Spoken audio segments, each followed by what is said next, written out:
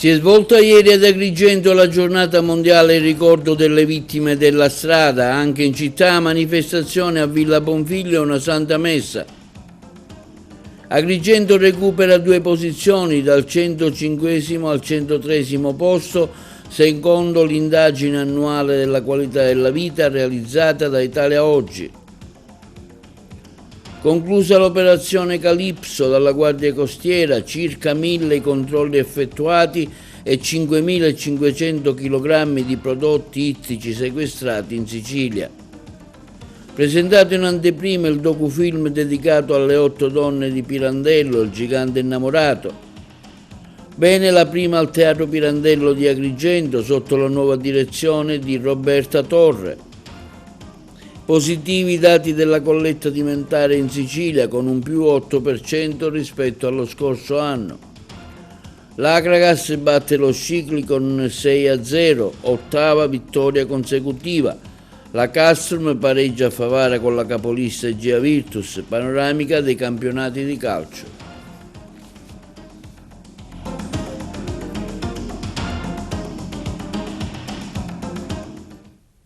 Buongiorno, benvenuti col nuovo appuntamento di TV Notizie di oggi, lunedì 17 novembre. Ieri si è svolta la giornata mondiale del ricordo delle vittime della strada. Una scia di sangue senza precedenti anche sulle strade della provincia di Agrigento. Le tante famiglie che hanno perso i loro cari con incidenti stradali si sono unite insieme alle istituzioni civili, militari e religiose per ricordare le vittime. Il nostro servizio. Ieri si è svolta la giornata mondiale e nazionale del ricordo delle vittime della strada, una scia di sangue senza precedenti anche sulle strade della nostra provincia, tante le famiglie che hanno perso i loro cari in incidenti stradali, che si sono unite insieme alle istituzioni civili, militari e religiose per ricordare le vittime. Un mazzo di fiori è stato deposto alla Villa Bonfiglio di Agrigento da parte dell'Associazione Italiana Familiari e Vittime della Strada. Poi nella Basilica dell'Immacolata celebrata la Santa Messa officiata dal Vescovo Alessandro Damiano, reduce anch'esso da un incidente stradale. Presente Carmelina Nobile, referente dell'associazione e mamma di Giuseppe Di Stefano, morto 8 anni fa nel corso di un grave incidente stradale incontrata a Maddalusa. Oggi ricordiamo le vittime della strada in una settimana particolare con 3 morti sulle strade agrigentine. Sì, infatti oggi è una giornata un po' pesante, più del dovuto, anche se noi battiamo sempre su questa tematica, cerchiamo di sensibilizzare al massimo sia l'utente della strada che le istituzioni per raggiungere l'obiettivo che si propone l'Europa e che noi cerchiamo di fronteggiare, che è quello della riduzione delle vittime entro il 2030 del 50% e dell'azzeramento a 0 vittime entro il 2050.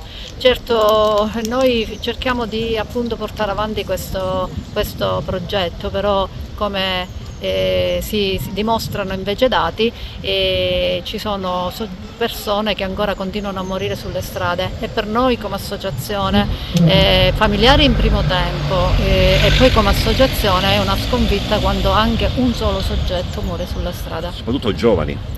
Soprattutto giovani. I giovani sono quelli più delicati, più sensibili da attenzionare come soggetti, oltre naturalmente ai bambini, però i giovani sono quelli che hanno pure più possibilità di distrazioni, infatti con i cellulari, con l'alta velocità, sono sempre quelle le cause che maggiormente portano alla morte. Agrigento recupera 2 posti dal 105° al 103° è il risultato della 27ª edizione dell'indagine annuale sulla qualità della vita 2025 realizzata da Italia Oggi e Ital Communication in collaborazione con l'Università Sapienza di Roma, il servizio. Agrigento recupera 2 posti dal 105° al 103° è il risultato della 27ª edizione dell'indagine annuale sulla qualità della vita 2025 realizzata da Italia Oggi e Ital Communication in collaborazione con l'Università Sapienza di Roma, una classifica che per quanto riguarda podio e coda non ha rispetto a quella del 2024 nessun stravolgimento, si vive meglio a Milano, peggio a Caltanissetta. Agrigento, capitale della cultura 2025, ha fatto registrare un leggero miglioramento, guadagnando un gradino per quanto riguarda l'istruzione, al 97° posto della classifica. Perde però 3 posizioni, piazzandosi al 75° posto per l'ambiente, e al 105° posto, perdendo 6 posizioni sul fronte lavoro, ma recupera 18 posti ed è al 74° posto per popolazione. Invariato il 105° posto per il reddito per quanto riguarda l'indicatore salute, Agrigento è al 103° posto e perde 2 posizioni. È al 93° gradino per la sicurezza, perdendo ben 7 posizioni, collocando al 100° posto per il turismo.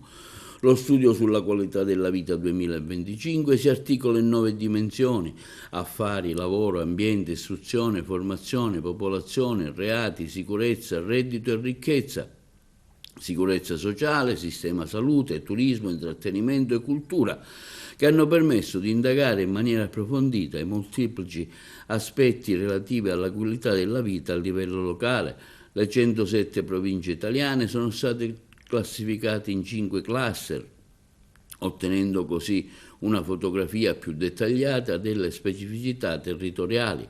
La qualità della vita nel 2025 è risultata buona o accettabile in 60 province su 107.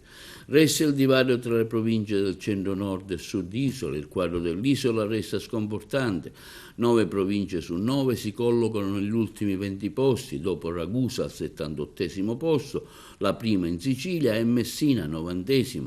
La classifica prosegue con Trapani al 91° posto, Enna al 96°, Palermo al 99°, Catania al 100°, Siracusa al 102°, Agrigento 103 e Caltanissetta, che chiude ancora una volta la graduatoria al 107° posto. Milano è al primo posto nella classifica d'Italia Oggi sulla qualità della vita 2025. Si conferma quindi la posizione dell'anno scorso in questa, che è la classifica più completa realizzata in Italia. Si compone infatti di 9 dimensioni di analisi e di 97 indicatori. È curata dal professor Polli dell'Università La Sapienza di Roma insieme a Ital Communication. A seguire, dietro Milano, vengono Bolzano, anche questa è una conferma, Bologna, che invece fa un passo avanti, Firenze e Monza e Brianza, che invece fa 2 passi indietro rispetto all'anno scorso. Ultima in classifica Caltanissetta. Ma vediamo come mai Milano si posiziona da 2 anni al vertice di questa classifica, perché va molto bene ai primissimi posti per quanto riguarda reddito e ricchezza, va molto bene per quanto riguarda istruzione, ambiente, affari e lavoro, sistema salute, abbastanza bene come sicurezza sociale e come intrattenimento e cultura. Fa malissimo invece per quanto riguarda l'indicatore reati e sicurezza, ma questo non è sufficiente a spodestarla dalla sua posizione di vertice. Le altre indicazioni che emergono dalla classifica di quest'anno sono una conferma che si è già vista negli anni passati, ma che viene ulteriormente confermata, della capacità di resilienza delle metropoli, soprattutto quelle del centro-nord, che dopo la pandemia sono riuscite a adeguarsi meglio alle emergenze che hanno caratterizzato un po' questi ultimi anni. Un'altra conferma purtroppo è il crescente distacco tra il centro-nord e il sud, dove si manifestano quest'anno situazioni piuttosto pesanti di disagio sociale e personale. E la Guardia Costiera ha concluso un'operazione denominata Calypso, oltre 1000 controlli lungo le coste siciliane, sequestrati più di 5.500 kg di prodotto ittico regolare. Il servizio. Si è conclusa la fase finale dell'operazione denominata Calypso, coordinata dal 12° Centro Controllo Area Pesca della Direzione Marittima di Palermo, avente giurisdizione sul tratto di costa e di mare prospicienti i comuni che vanno da Gela a Cefalù, incluse le isole Pelagie, Pantelleria, Le Egadi e Ustica. L'operazione ha visto impegnate sia in terra che in mare le donne e gli uomini della Guardia Costiera di Palermo, degli uffici marittimi dipendenti, in un'intensa attività di controllo dell'intera filiera della pesca, finalizzata a verificare il rispetto delle disposizioni nazionali e internazionali in materia di tutela delle risorse ittiche e dell'ambiente marino.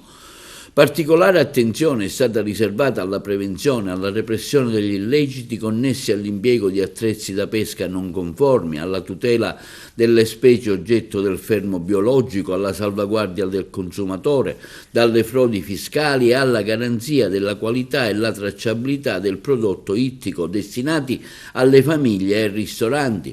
Nel periodo compreso tra il 20 ottobre e il 12 novembre del 2025 il dispositivo operativo è effettuate oltre 990 controlli ispettivi presso mercati ittici e rionali, esercizi di ristorazione, centri di distribuzione all'ingrosso, piattaforme logistiche, vettori stradali, ambulanti, abusivi e unità da pesca in attività.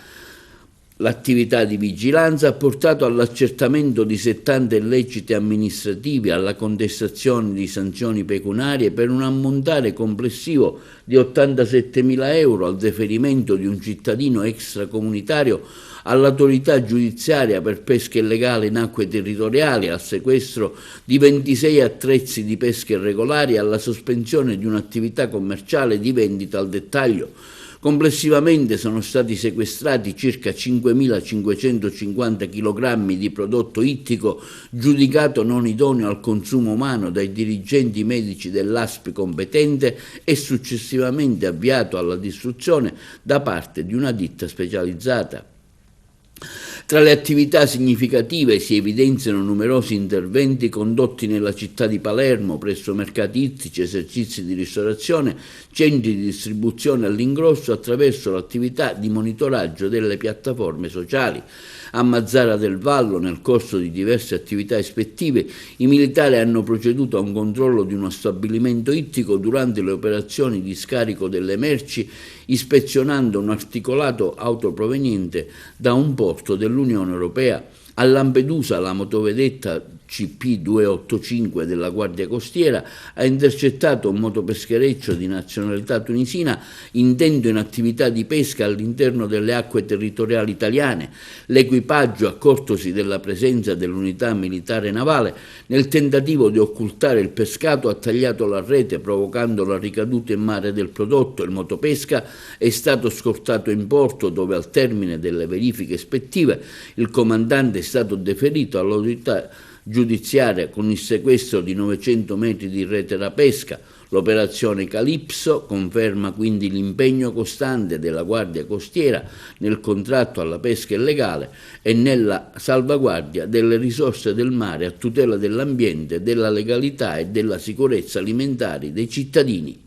E il questore della provincia di Agrigento, Tommaso Palumbo, ha adottato, ai sensi dell'articolo 100 del testo unico delle leggi di pubblica sicurezza, un provvedimento di sospensione dell'attività relativa a un esercizio di somministrazione di alimenti e bevande del tipo bar ubicato al comune di Raffadali.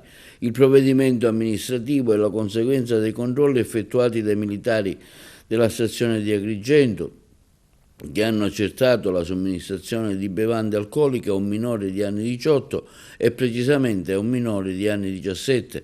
L'attività relativa a un esercizio pubblico è stata sospesa per 3 giorni.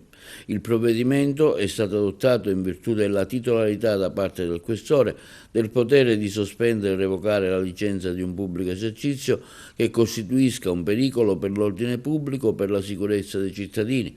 Tale potere, diretta espressione dell'autorità provinciale di pubblica sicurezza, ha lo scopo di tutelare la sicurezza e l'incolumità della collettività, in special modo quella giovanile, messa a rischio dalla somministrazione di bevande alcoliche a minori di età.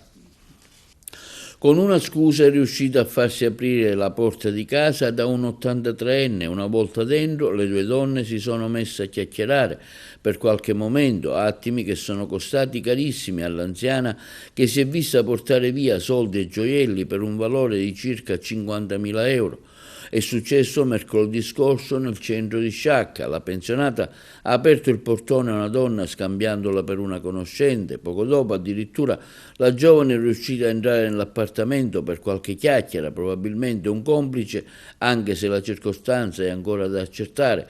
Ha approfittato di questo momento e ha rubato denaro per 40.000 euro e oggetti in oro per circa 10.000 euro. presentato al Cine Concordia di Agrigento, la prima del film Pirandello, il gigante innamorato, nell'ambito della rassegna Efebo d'Oro. Presentato al Cine Concordia di Agrigento, la prima del film Pirandello, il gigante innamorato, nell'ambito della rassegna Efebo d'Oro, ritornata in città dopo alcuni anni d'assenza nell'ambito delle manifestazioni di Agrigento, capitale della cultura. Il film racconta la storia di Luigi Pirandello e delle 8 donne che hanno caratterizzato la sua vita, dalla madre Caterina alla nutrice, alle fidanzate, alla moglie Antonetta, alla figlia. L'attrice, figure che hanno dato vita alla sua arte e fonte di ispirazione attraverso un racconto che va dall'Unità d'Italia agli anni 30, con la voce narrante del bravo attore agrigentino Gaetano Aronica nel personaggio di Pirandello. Alla rappresentazione in sala erano presenti la regista Costanza Quadriglio e Gioia Spaziani, Gaetano Aronica. Sono particolarmente felice di poter concludere questa 47esima edizione di Efebo d'Oro Film Festival nella parte che ospitiamo quest'anno ad Agrigento. La seconda parte di questo festival, concepito come un ponte fra le due città, si svolgerà a Palermo dal 26 al 30 novembre. Bene, qui abbiamo ospitato uno dei 2 concorsi internazionali del festival, quello dedicato tradizionalmente ai film, ai lungometraggi ispirati ad opere letterarie. E concludiamo, dicevo, con particolare soddisfazione questa parte agrigentina del festival con la proiezione in anteprima, dopo la sua uscita alla Festa del Cinema di Roma un mese fa, di un film, Pirandello, il gigante innamorato, per la regia di Costanza Quadriglio. Abbiamo il piacere di avere con noi stasera, oltre alla regista, anche il protagonista maschile, che è Gaetano Aronica, e una delle interpreti, le bravissime interpreti, che è Gioia Spaziani. La forza di questo film è quella di riuscire ad affrontare un tema certamente non nuovo come quello della vita di Pirandello, con un linguaggio cinematografico assolutamente nuovo e diciamo innovativo, e anche coraggiosamente innovativo, perché la scelta di campo è quella della docu-fiction, cioè di un linguaggio misto fra documentario e cinema a soggetto, tipico anche dell'esperienza artistica di una regista della caratura di Costanza Quadriglio, e la scelta è quella di declinare il racconto della vita di Pirandello attraverso l'esperienza delle 8 donne che sono state le sue interlocutrici, non sempre serene, sì, ovviamente, e diciamo le realtà con le quali la sua vita si è sempre confrontata e dalla quale è stata influenzata. Quindi diciamo il buon Gaetano Aronica ha un compito duro di confrontarsi con queste testimonianze, ed è una soluzione narrativa che mette a confronto un tema letterario, un linguaggio cinematografico e anche una scelta di campo teatrale che non può che arricchire la proposta narrativa in questo caso. Quindi buona visione a tutti, e festeggiamo insieme una conclusione importante di Efebo d'Oro Film. Gaetano Aronica, parliamo di questo film, parliamo di Pirandello. Guarda, non si poteva chiudere in modo migliore una manifestazione come l'Efebo, che ritorna anche se parzialmente ad Agrigento, se non con un film che riguardi il nostro nome tutelare, il grande Luigi Pirandello, che poi sia io ad interpretarlo, ecco, ai posteri l'ardua sentenza. È chiaro che è stata un'esperienza meravigliosa, con una regista bravissima, visionaria come Costanza Quadriglio, con 8 attrici meravigliose, perché la storia è raccontata da 8 donne, dalle 8 donne di Pirandello. Io mi muovo come un fantasma tra di loro, ma sono soprattutto la voce narrante con le vere parole del grande drammaturgo agrigentino. Dunque chiudere ad Agrigento con un film su Pirandello è una scelta che credo la direzione artistica, nella persona di Alessandro Rais, abbia fatto con grande lungimiranza, e anche premiando in questo modo una città che si appresta a chiudere, è vero, l'anno della cultura, ma ci auguriamo ad aprirne tanti altri, sempre come dire, floridi di idee, floridi di progetti, soprattutto che riguardino i nostri giovani. E Pirandello è l'ospite speciale di tutti quanti, vecchi e giovani. In questi giorni sei impegnato nel girare un film sul Livatino, Ecco, visto che parliamo di carriera, c'è anche questa novità. Grazie. Con il grande Placido. Sì, lavorare con Michele Placido è sempre un piacere e un onore. In questo caso si trattava di un cameo, però un personaggio che fa pensare a molti personaggi realmente esistiti, con alcune scene veramente toccanti del film, per cui a volte non è la quantità che conta ma la qualità e l'impegno profuso. Michele ha detto esplicitamente che aveva bisogno di un interprete di un certo tipo, sebbene il personaggio fosse appunto contenuto in un cameo, e sono lusingato ovviamente della sua scelta. E la nuova stagione del Teatro Pirandello di Agrigento si è aperta con il debutto agrigentino di Prima Faesie di Susie Miller, spettacolo diretto da Daniele Finzi Pasca, interpretato da Melissa Vettore, un avvio forte scelto dal direttore artistico Roberta Torre, che ha voluto inaugurare il cartellone con una produzione capace di coniugare attualità drammaturgica e impatto emotivo. Le interviste. Noi non diciamo mai perdere, diciamo arrivare. Roberta Torre, direttrice artistica del Teatro Pirandello, stasera si avvia la nuova stagione. Che cosa dobbiamo aspettarci da questa stagione? Sogni e storie, come recita il sottotitolo, una stagione ricca di anteprime, ma anche ricca di sogni e di storie. Appunto il titolo lo racconta bene. Ho lavorato su dei progetti che fossero attuali, contemporanei, però nello stesso tempo non dimenticando anche la parte, diciamo, più onirica, più spettacolare. Quindi avremo entrambe le questioni. Questo primo spettacolo mette in evidenza una problematica di grande attualità come, insomma, la violenza sulle donne. Sì, lo fa con un linguaggio molto particolare, è uno spettacolo che ha girato il mondo di Susie Miller, con una regia molto fresca, molto leggera paradossalmente per un tema così potente, e quindi in qualche modo ci fa capire quanto la giustizia poi sia, come dire, l'ago della bilancia nei confronti del consenso, che è la cosa più importante nei confronti della violenza sulle donne. Ed è uno spettacolo che appunto ha avuto un eco mondiale, continua a girare tutto il mondo. Era bello averlo qui ad Agrigento, in prima, diciamo, siciliana, però in qualche modo è una punta di diamante della drammaturgia contemporanea. Quanto è importante per Roberta Torre svolgere questo compito di direttore artistico di un teatro prestigioso come il Pirandello? Per me è molto gratificante, è un onore, un onere e un onore, ma prima di tutto è un onore intanto per il nome che ha questo teatro, per il nome tutelare di questo teatro, Pirandello, e perché credo molto nella possibilità anche di aprire le porte alla cittadinanza, ma anche ai giovani in qualche modo, che rappresentano il futuro della città sicuramente.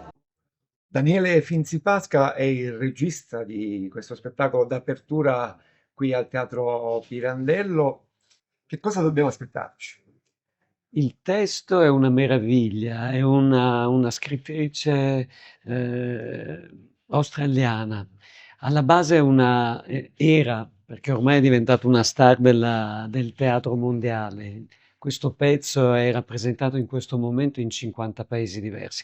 Però lei alla base era un'avvocatessa, conosce bene la struttura del dibattito in sede processuale e sviluppa una drammaturgia che racconta come per una donna vittima di uno stupro sia complesso, difficile, invero probabilmente molto quasi impossibile riuscire a ottenere giustizia, normalmente perché la struttura del dibattimento impedisce proprio di poter portare delle prove inequivocabili di un fatto accaduto. Quindi ci si deve aspettare un testo che in questo momento è attuale, è profondo, e sulla scena un'attrice italo-brasiliana che ha una capacità, ha una delicatezza, un modo di recitare totalmente sorprendente. Quanto l'attualità si mischia a questo testo teatrale? ma purtroppo non è attuale, perché probabilmente queste vicende vanno avanti da tanto tempo. Disgraziatamente continuano a perdurare malgrado le società tentino di evolvere, di riuscire a cambiare lo status quo. Sappiamo, non ci siamo ancora arrivati, purtroppo la violenza sulle donne rimane come una delle grandi questioni da risolvere, capire che cosa sia il no di una donna per tanti è ancora complesso, riuscire ad avere la delicatezza, l'ascolto per individuare come probabilmente in un modo diverso le donne si esprimono rispetto a noi, in un modo più delicato forse. Quindi sì, è attuale ed è una vecchia tragica storia. Un'altra volta, mio cliente annuisce, mi stringe la mano, rispetto, potere. Oggi ho vinto io, oggi io sono arrivata prima. E il Teatro Massimo di Palermo inaugura la stagione 25-26 il prossimo venerdì 21 novembre alle ore 19 con Aleco di Sergei Rakiminov e Pagliacci di Ruggero Leoncavallo. Ce ne parlano meglio i colleghi di Palermo. È un tema importante che viene appunto sottolineato da due titoli che appunto parlano del femminicidio, e credo che oggi più che mai sia necessario anche che il teatro d'opera, oltre a un luogo in cui ci possiamo beare della meraviglia della musica, però continui a essere anche un luogo in cui si dibatte di temi sociali. E siccome il femminicidio oggi più che mai è un tema estremamente pericoloso e complesso, insomma pensiamo, adesso non ricordo per il numero, ma dovrebbero essere 79 le donne uccise dall'inizio dell'anno soltanto in Italia. Visto che affrontiamo due opere del genere, sarebbe un gran peccato perdere questa occasione per lanciare un messaggio. Tornando a parlare di musica, invece, la particolarità di dirigere un'opera come questa. La particolarità è ragionare su un'estetica, quella di Rachmaninoff, che chiaramente ha dei forti legami con i compositori russi dell'epoca e precedenti, parlo soprattutto per quanto riguarda Tchaikovsky e Borodin, se devo essere sincero, e un'opera che ragiona su numeri chiusi, cosa abbastanza inusuale per 1892, ma che ha quelle tinte fosche, cupe, ombrose e estremamente coinvolgenti che fanno parte della poetica di Rachmaninoff. Trovo incredibile che finora non sia mai stata fatta questa accoppiata. Consideriamo sono due opere scritte nello stesso anno, da due autori ovviamente contemporanei, e sono vissuti ovviamente nello stesso periodo, e incredibilmente trattano dello stesso tema allo stesso modo in realtà, e incredibilmente anche le vocalità sono le stesse. Quindi oggettivamente non trovo un'accoppiata migliore di questi due titoli. Questi tempi così difficili, i teatri non possono essere solo un luogo di intrattenimento, ma siano anche dei luoghi di riflessione, di riqualificazione anche delle idee rispetto al rapporto arte, cultura, società. E in questo senso io credo che il modello straordinario della musica, del teatro, del canto, che ha delle connotazioni che impongono l'accordatura, il reciproco ascoltarsi, il reciproco accordarsi, l'andare a ritmo insieme, siano in fondo uno dei modelli più belli e più meravigliosi di una vita possibile. E quindi vogliamo amplificare anche questa capacità che da tecnica, da palcoscenico, può invece trasmettere un modello di accordatura sociale, un modello di armonia sociale, un modello di ascolto reciproco sociale, un modello che in qualche modo è basato sul rispetto, quello che i musicisti, i tecnici, i sarti, tutte le maestranze del teatro, dagli artisti del coro ai tersicorei devono fare, andare a ritmo tutti insieme. Linea alla regia per la pubblicità. E la Fondazione Humanitas Sicilia premia la ricerca sul carcinoma polmonare dal 2026, più spazio ai talenti con due sezioni, quella clinica e preclinica. Ci sono tantissime persone di eccellente valore, ragazzi siciliani laureati fuori o laureati in Sicilia, che stanno portando avanti dei progetti importanti. L'obiettivo della Fondazione è identificarli, trovarli, metterli insieme a lavorare, presentare i loro progetti e trovare per loro delle opportunità anche per rientrare a lavorare in Sicilia.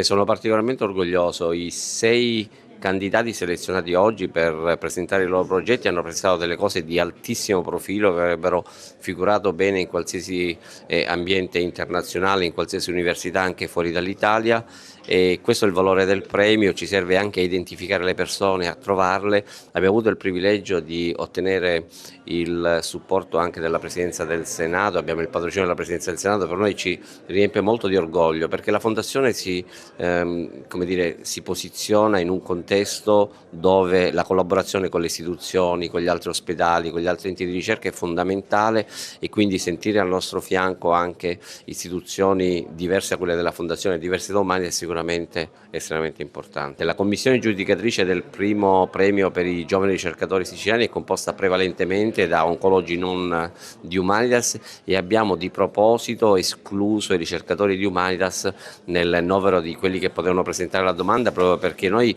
vogliamo offrire una finestra di opportunità non soltanto dentro l'Humanitas ma anche e soprattutto fuori dall'Humanitas. Noi miriamo a creare un grandissimo network di collaborazione sia di ricerca che di cura al servizio dei nostri pazienti. Una volta le opportunità per i giovani ricercatori erano pochissime, oggi è cambiato il contesto, le istituzioni sono molto supportive sia a livello regionale, abbiamo avuto modo di incontrare l'assessore regionale, abbiamo avuto modo di incontrare anche le istituzioni nazionali. C'è un grande fervore a supporto della Sicilia, a supporto di progetti di valore, e le persone ci sono. I ricercatori under 35 under 40 oggi lo hanno dimostrato, per cui il messaggio è che possono rientrare tante persone e possono contribuire veramente a migliorare la cura dei nostri malati oncologici. Ho presentato uno studio prospettico osservazionale che mira proprio appunto all'identificazione precoce dei meccanismi di resistenza ai trattamenti standard nei pazienti affetti da tumore del polmone. È uno studio che mira a valutare quello che è il ruolo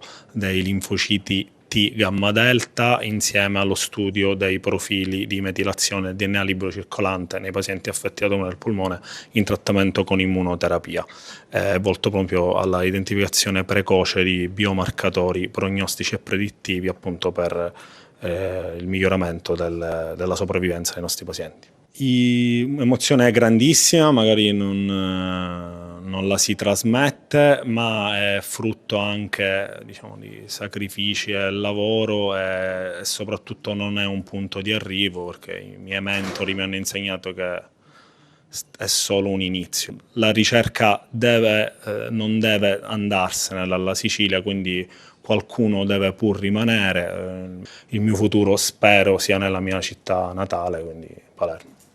Mi spiace veramente non poter essere presente a questo importante premio per il quale il Senato ha dato il proprio patrocinio, e saluto e ringrazio il presidente della Fondazione Humanitas Sicilia, e mi congratulo per l'attenzione dimostrata verso i giovani, gli under 40 ricercatori che sono premiati oggi, perché la ricerca, specie nel campo oncologico, è la speranza che ravviva in tutti noi la convinzione che questo male possa essere battuto. Grazie per tutto quello che voi fate e buon lavoro.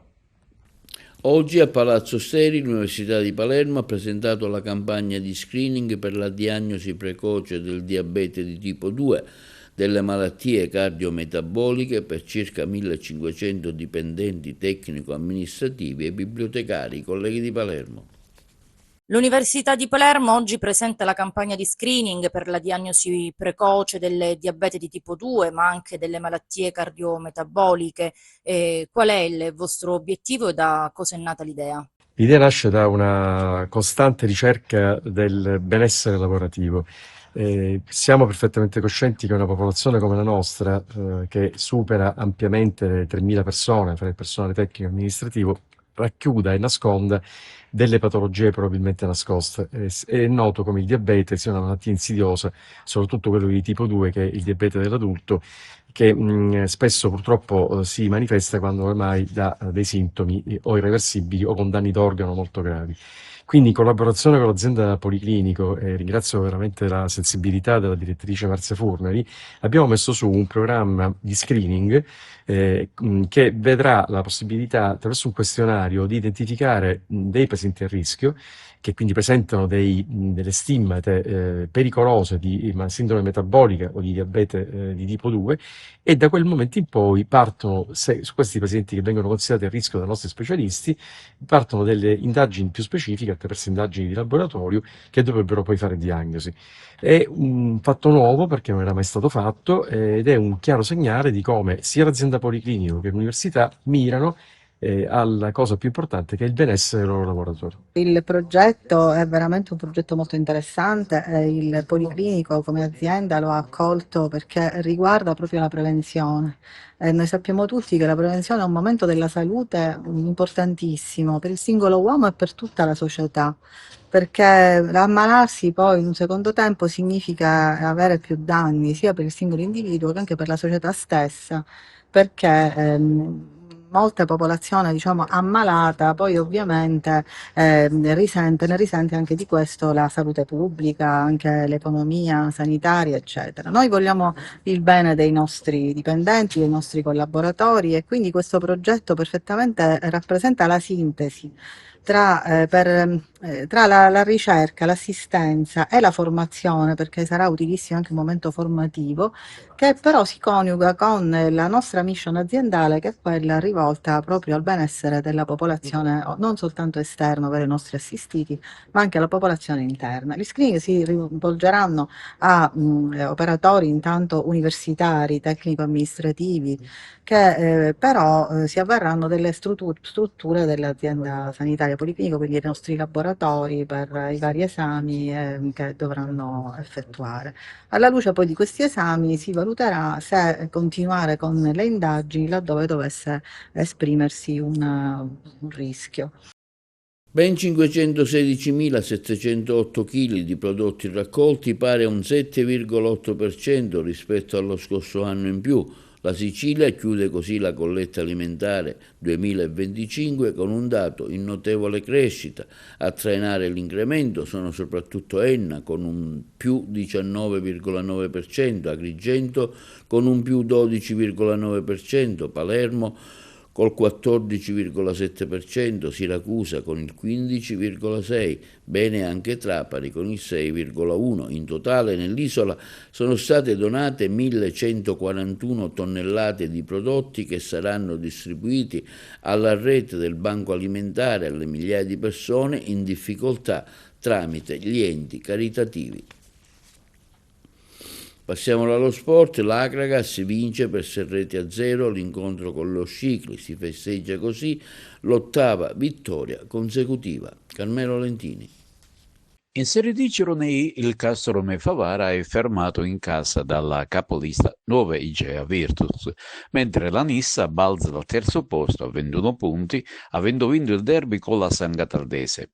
Sale a 19 punti anche l'Atletico Palermo, che ha espugnato il campo della Regina per 2-3. Esordio positivo di mister Giuseppe Misiti sulla panchina del Gela, che ha centrato l'esploit 1-3 sul campo del Paternò. In classifica generale il Castrum Favara viene raggiunto dalla Cireale e domenica prossima le due squadre si ritroveranno di fronte, mentre al Gela sarà derby con la Nissa. Nel campionato di eccellenza gironea, prodezza esterna del Licata, che vince sul campo del 90-011 Bagheria con un risultato rotondo e convincente, vale a dire 1-4. La vittoria porta la firma di Manfredi, una doppietta, e poi La Piana e Merola. Amara sconfitta interna invece per il Camarati, piegato da un bellicoso Bagheria Città delle Ville per 0-3. Perde anche l'Unità Sisciacca in casa 1-0 ad opera del Don Carlo Misilmeri, a conclusione di una gara molto combattuta. Ciò influisce sulla classifica generale, specie per il Camarati, che adesso si ritrova in una zona di centro classifica. Si allontana dalle zone nobili anche l'Unità Sisciacca, che viene raggiunto dal San Vito Lo Capo. Chi sta meglio di tutti è chiaramente il Licata, che continua a guardare tutti dall'alto. Nel campionato di prima categoria Girone B, successo pieno per l'Empedoclina di Mariano Cordaro, che infligge un netto 3-0 al Villabate.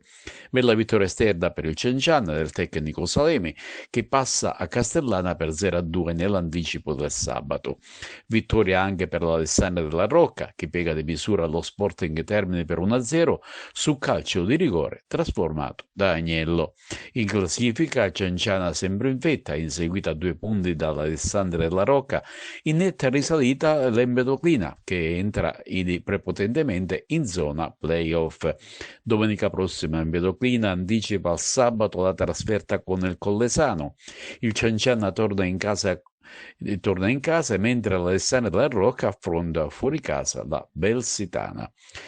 Ed ora concludiamo con la seconda categoria. Si inceppa in casa il capolista Bovo Marina Montallegro, che viene fermato da un ostico e combattivo Città di Marineo Academy su nulla di fatto, vale a dire 0-0.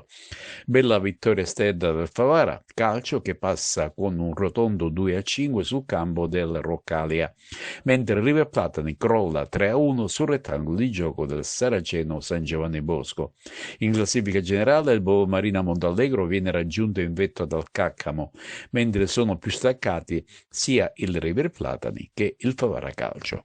Silvia, ottava giornata di campionato, il Priolo pareggia, l'Agragas vince nettamente ed è testa della classifica da soli. Siamo molto contenti per quello che stiamo facendo sicuramente, per quello che ci dice il mister ogni giorno, e va bene così perché ce lo meritiamo. Da oggi inizia però il vero nostro campionato, siamo da soli a punteggio pieno, quindi dobbiamo continuare così. Si gioca al Toto Russo di Aragona in un sintetico splendido, non è un caso che l'Agragas abbia fatto 6 reti. No, vabbè, il campo sicuramente l'Esteneto è un buon campo, però qua è più pulito per giocare. Noi stiamo adattando a tutti i terreni, sia duri che morbidi, sia qualsiasi campo che ci aspetta la domenica.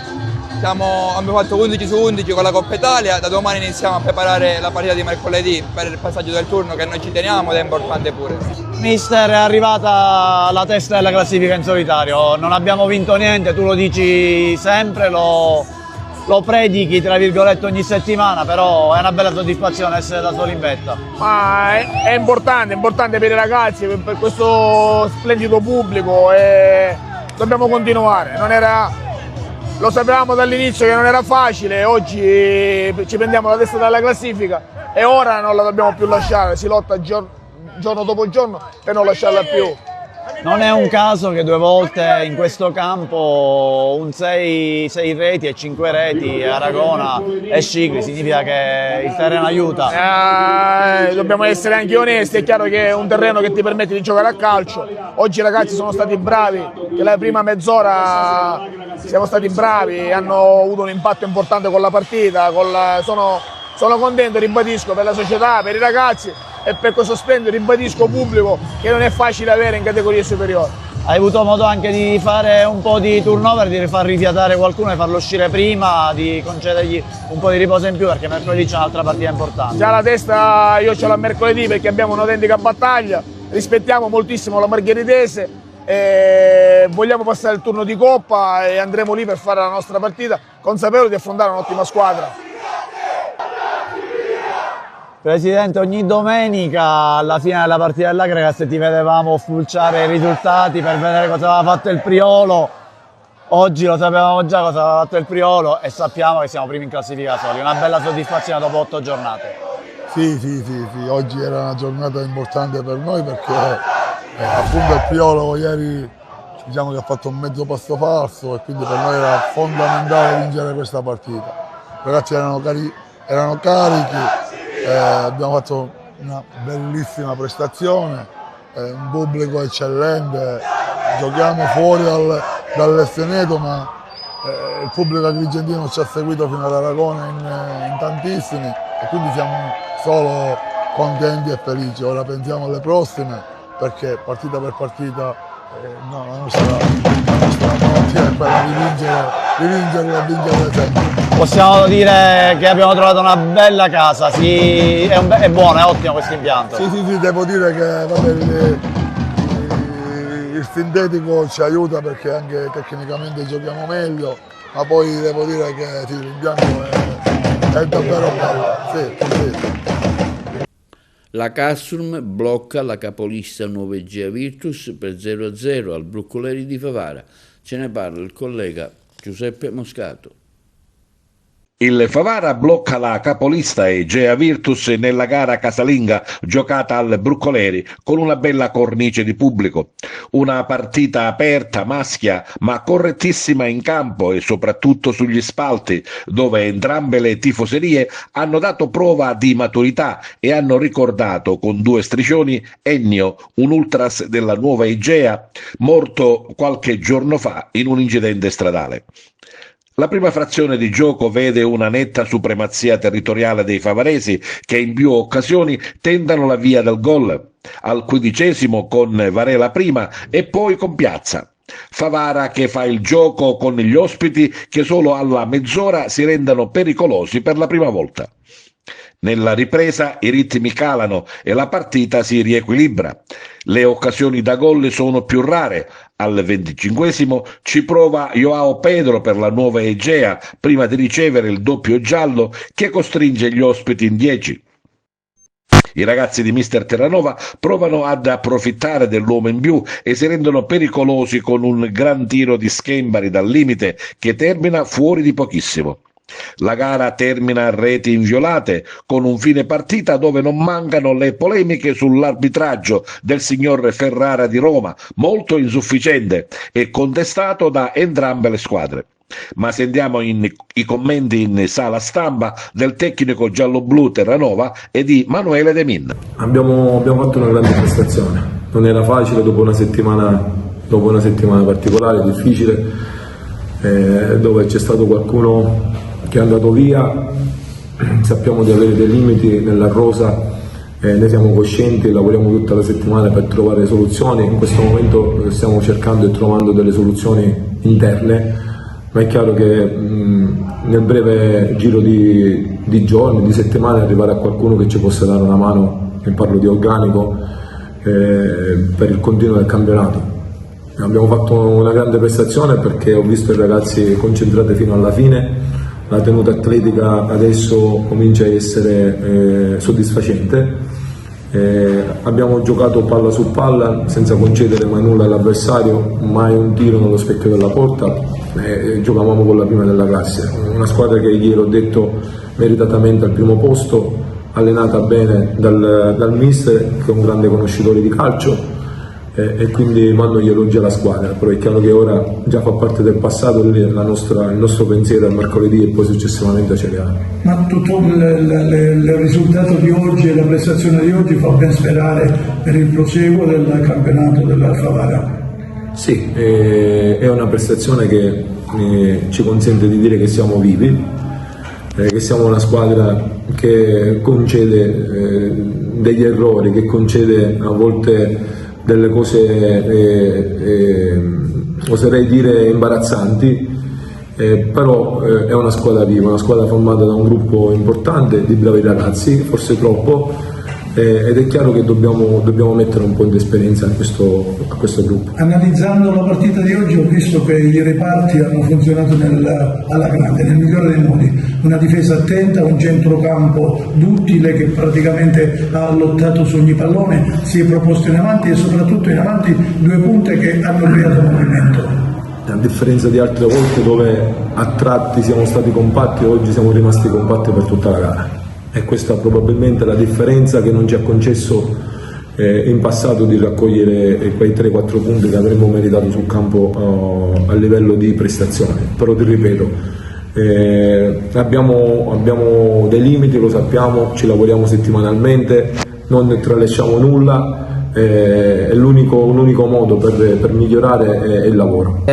Comunque noi siamo felici perché comunque pareggiare con la prima in classifica dal periodo negativo che arriviamo è una cosa positiva. Se guardiamo in specifico i 90 minuti potevamo raccogliere più punti, però io penso che è una cosa positiva, è un punto di partenza per uscire da questa, da questo periodo di non punti, di sconfitte, È bello perché dà animo alla squadra, quindi in settimana lavori anche un po' più col sorriso e quindi niente, siamo felici. Si prospetta una settimana terribile per voi, praticamente domani vi allenerete, sì. Martedì si parte, mercoledì partita a Nocera e domenica di nuovo in campo. Sì, domani mattina c'è allenamento, poi martedì mattina fai allenamento e parti e mercoledì giochi. Ma siamo felici, anche se è lontana, a noi piace giocare, noi facciamo questo di lavoro, quindi siamo contenti, anche se sono tutte di 2 o 3 giorni di distanza, però siamo felici. Questo risultato di parità è un toccasana per il proseguo del campionato del Favara. Sì, come ho detto prima, è un punto di partenza da qui in poi per fare ancora meglio e migliorarci. Vediamo adesso un commento sui tornei di calcio di Serie D Eccellenza, prima e seconda categoria, curato dal collega Carmelo Lentini. In Serie D Girone il Castrome Favara è fermato in casa dalla capolista 9 Igea Virtus, mentre la Nissa balza dal terzo posto a 21 punti, avendo vinto il derby con la San Gataldese. Sale a 19 punti anche l'Atletico Palermo, che ha espugnato il campo della Regina per 2-3. Esordio positivo di mister Giuseppe Misiti sulla panchina del Gela, che ha centrato l'Esploit 1-3 sul campo del Paternò.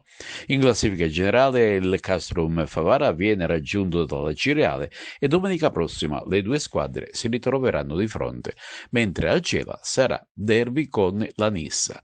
Nel campionato di eccellenza gironea, prodezza esterna delicata che vince sul campo del 90-011 Bagheria con un risultato rotondo e convincente, vale a dire 1-4.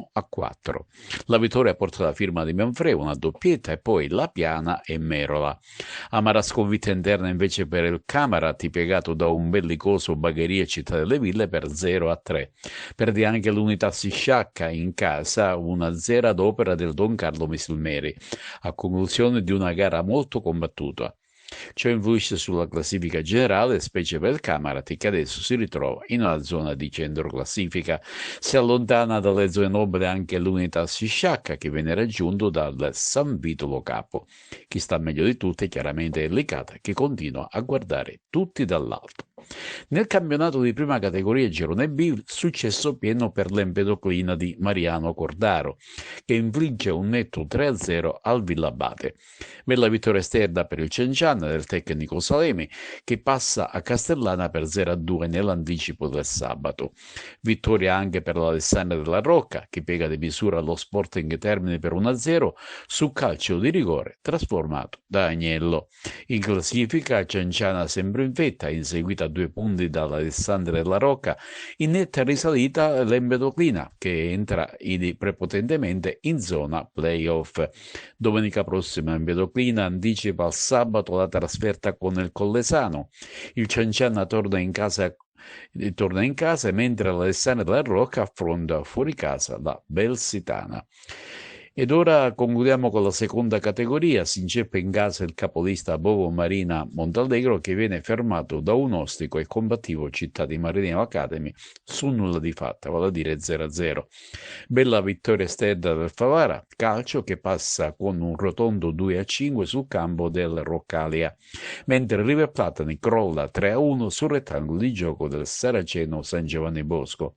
In classifica generale il Bovo Marina Montallegro viene raggiunto in vetta dal Caccamo, mentre sono più staccati sia il River Platani che il Favara Calcio.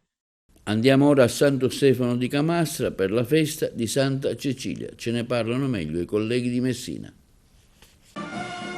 A Santo Stefano di Camastra la festa di Santa Cecilia rappresenta uno degli appuntamenti più attesi dell'autunno, una ricorrenza che intreccia devozione religiosa, cultura musicale e un profondo senso di appartenenza. Ogni anno il centro storico si trasforma in un palcoscenico vivo, animato dai colori delle tradizioni locali e dai suoni che risuonano tra le vie del paese. Santa Cecilia, patrona della musica e di tutti coloro che vivono l'arte del suono, occupa da sempre un posto speciale nel cuore degli stefanesi e la festa a lei dedicata è un omaggio sincero davvero a questo legame. Quest'anno l'evento ha visto protagoniste 7 bande musicali riuniti per rendere omaggio alla Santa. Fin dalle prime luci dell'alba le note hanno invaso ogni angolo del paese, svegliando la comunità con ritmi festosi. Le bande, composte da musicisti di diverse età, hanno attraversato strade e quartieri regalando momenti di allegria, attirando residenti e curiosi lungo il loro percorso. Ogni via si è trasformata in un piccolo teatro a cielo aperto in cui musica e tradizione si sono fusi in un'unica grande emozione. La mattinata è stato un crescendo di esibizioni, incontri e sorrisi. Per il secondo anno consecutivo la festa ha rinnovato una tradizione che affonda le radici nella cultura bandistica del paese, coinvolgendo generazioni diverse. Anziani che ricordano le celebrazioni di un tempo, famiglie che vivono l'evento come un appuntamento irrinunciabile e turisti incantati dall'atmosfera genuina, tutti hanno contribuito a creare un mosaico di partecipazione e autenticità. Terminata l'animazione nel centro storico, le bande sono state accolte nei vari quartieri del paese, dove momenti conviviali hanno permesso ai musicanti e ai cittadini di condividere un clima di vicinanza e festa. Un gesto semplice ma carico di significato che rafforza il senso di comunità e di ospitalità tipico degli stefanesi. La giornata ha raggiunto il suo culmine con la processione della statua di Santa Cecilia portata in spalla lungo le vie principali. Il simulacro, accompagnato dalle melodie delle diverse bande, ha attraversato il paese avvolto da un'atmosfera intensa e suggestiva. È in questo momento che la devozione religiosa incontra la tradizione musicale, dando vita a uno degli istanti più sentiti di tutta la comunità. La festa di Santa Cecilia si conferma così un appuntamento capace di raccontare l'identità di Santo Stefano di Camastra, un paese che guarda al futuro senza dimenticare le proprie radici e che continua a celebrare con orgoglio le figure che custodiscono la sua anima culturale.